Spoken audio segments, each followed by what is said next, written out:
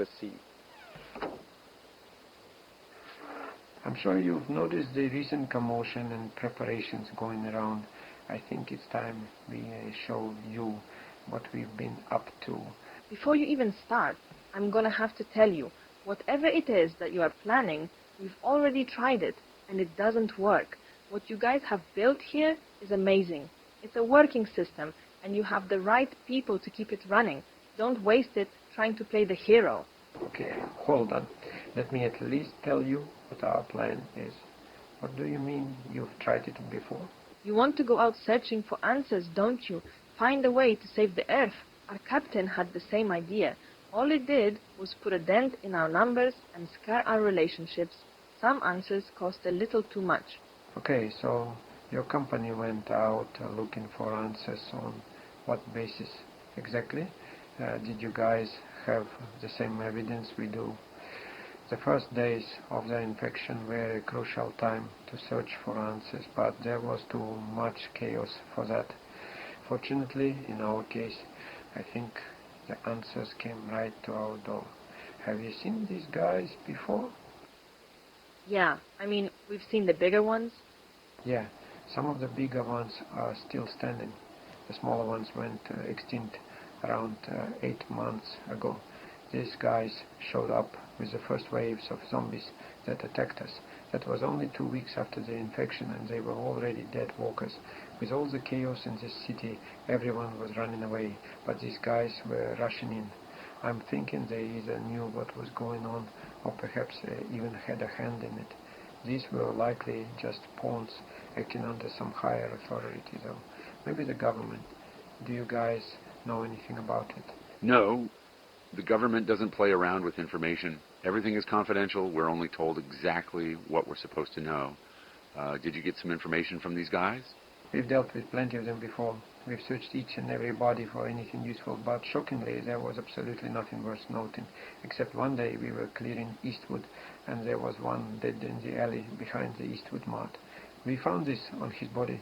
I think it's some sort of an access card. Unfortunately, it has no logo, no picture, no name, or anything that would tell us where it comes from or where it could be used, not even any information on the person who had it. Just a hexagon symbol with a 2 written on it.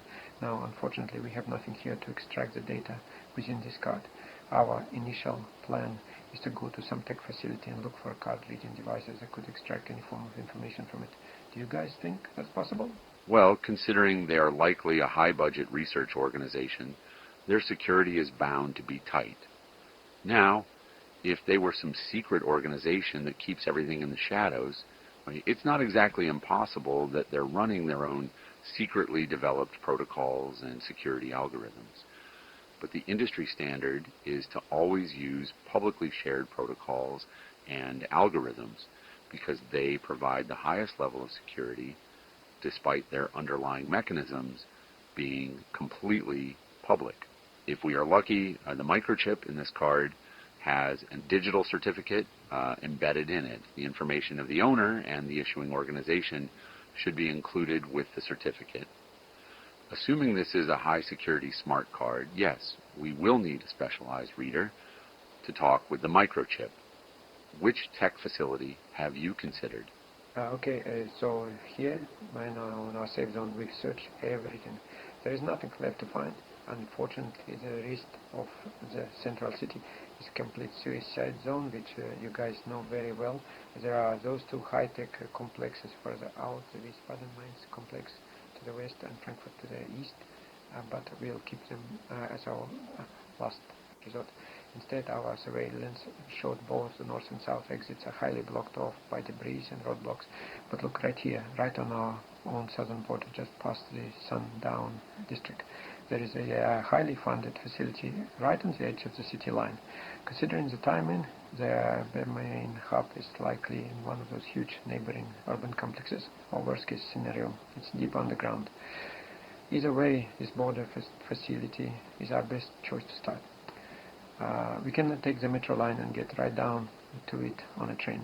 What are the outer edges of the city like, by the way?